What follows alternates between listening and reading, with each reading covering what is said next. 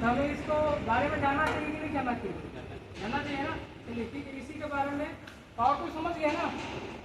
बिजली से चलने वाले जो भी उपकरण है उसे पावर टूल्स में माना गया है। पावर टूल्स में बहुत सारी चीज़ें होती है, ठीक है ना। इसमें एक ये होता है चेक्सा मशीन, ठीक है ना। अब इसकी सेफ्टी के बारे में बात करें तो हमें एक पॉइंट को नोट करना है, ठीक है ना। देखो, पहला चीज़ वायर से होता है, जहाँ से इसका सारा सिस्टम काम करता है, ठीक है ना। इसका इलेक्ट्रिकल वायर किस कंडीशन में होना चाहिए? किस कंडीशन में?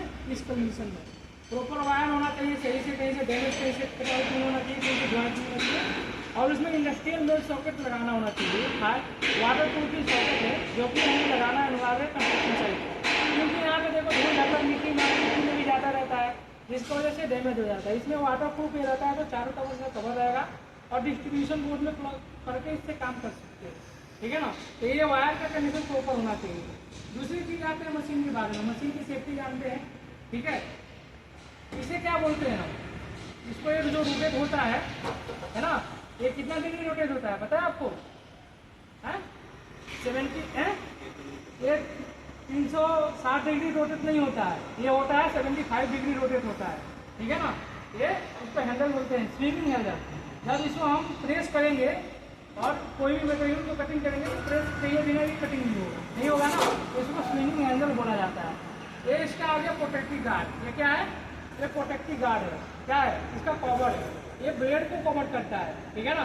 ब्लेड को जो है ना, व्हील ब्लेड को कवर करता है ताकि कोई इंजरी ना हो। कोई वर्कर इसको काम करे, इसे कटिंग करे तो ऑटोमेटिक है, जैसे काटोगे तो ये नीचे होकर रोटेट होकर पूरा कवर हो जाएगा। तो कवर हो गया ना, ये प्रोटेक्टिव गार्ड है, ठीक है ना। दूसरी चीज़ होती है इसमें स्विंगिंग स्प्रिंग होता है। जैसे हम इसको करते हैं ना, तो देखो ये स्विंग हो रहा है, यहाँ एक स्प्रिंग लगी हुई है। ये स्विंगिंग स्प्रिंग भी हमारा पूरा तरीके से सेफ होना चाहिए और सही तरीके से काम करना चाहिए। कहीं से भी डैमेज हो, टूटा है तो ये मशीन काम नहीं करेगी, ठीक है ना। ये होता है ऑब्जर्वर, ठीक है ना। व्हील ऑब्जर्वर मतलब इसको लेंथ, जितना हमें लेंथ काटना है, ठीक है ना, जितना मटेरियल को हमें लेंथ काटना है उसको हम ऑब्जर्व करके सेट करके मटेरियल को काट सकते हैं। और ये स्टेबल भी रखता है, मटेरियल को क्या रखता है?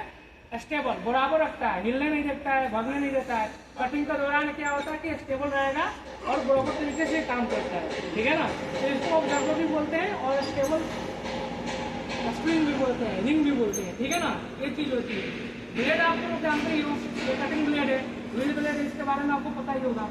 अब आती है इसके लेंथ के बारे में। ये 300 mm चौड़ा और 500 mm लंबा होता है। इसका यहाँ से लेकर यहाँ तक लंबाई 500 mm है और चौड़ाई 350 है, ठीक है ना। ये आपको याद होना चाहिए। हम आपको मोटिवेट करेंगे, समझाएंगे, वो अलग की बात है, लेकिन एक अभी भी इंटरव्यू में आपसे पूछ दिया जाएगा कि कौन मशीन की सेफ्टी के बारे में बताओ, तो आप लोगों को कैसा मोटिवेट करते हैं ना। इसीलिए हम हर जगह हर साइड से वर्करों को, जो भी ग्राइंडर मैन है, जो कटिंग मैन है, उनको हम समझाते हैं और मोटिवेट करते हैं ताकि हमारे इस मोटिवेशन की वजह से आप सुरक्षित काम करो और आपके साथ कोई भी दुर्घटनाएं साइड पे ना हो, ठीक है ना। इसका लेंथ के बारे में पता चल गया, व्हील के बारे में पता चल गया, इसका जो हैंडल है इसके बारे में पता चल गया। और ये चीज़ होती है क्या होती है, इसको अलग से क्यों लगाया गया? हाँ ठीक है, इसका क्या काम है बता सकते हैं? हाँ वायर यहाँ से दिखाते हैं ना, हाँ हाँ मोड़ देंगे इसको। हाँ, तो इसका जो रुटी होता है हाँ, वो बाहर। रोटी को क्या बोला जाता है? जो आपके हमारे भाषा में इसको स्पार्क बोला जाता है, चिंगारी बोला जाता है। जो चिंगारी हमें स्पार्क जनरेट होती है, कोई भी मटेरियल हम काटते हैं तो उसे चिंगारी जनरेट होती है। आपके भाषा में चिंगारी, हमारे वर्ड में इसको स्पार्क बोला जाता है। जो भी स्पार्क जनरेट होता है वो इधर वायर पर ना जाएगा, कोई ऐसा पदार्थ में नहीं जाएगा जाकि आग लगे। फायर को प्रोटेक्ट करने के लिए इसे लगाया गया है, ठीक है ना। फायर मतलब आग होता है, फायर को प्रोटेक्ट करने के लिए इसको आप उपयोग करके लगा सकते हो, सेट कर सकते हो। अभी तो ये हालांकि नई मशीन है, आपको डेली वाइज में जब भी आप इससे काम करोगे इसके प्रॉपरली पहले इंस्पेक्शन करोगे, ठीक है ना। एक पीछे में इसका मोटर दिया गया है, ठीक है ना। ये जो मोटर है पीछे में, जो ये मोटर है, ये मोटर का भी जो पार्ट है, जो कवर है, ये खराब नहीं होना चाहिए, ठीक है ना।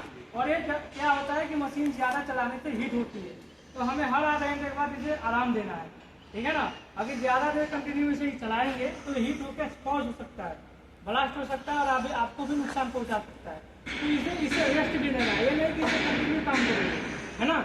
इसे कंटिन्यू भी काम नहीं करनी है, इसको प्रॉपर रेस्ट देना है और ताकि ये सही तरीके से चल पाए और लंबा समय तक चल पाए। ठीक है ना। ये बहुत कॉस्टली आता है और आपके लिए जितना उपयोगी है उतना ही हार्मफुल भी है।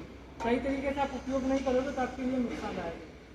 क्लियर हो गया कंसेप्ट, समझ गए? अभी आपसे कोई पूछेगा तो बता सकते हो ना। चलिए ठीक है, थैंक यू।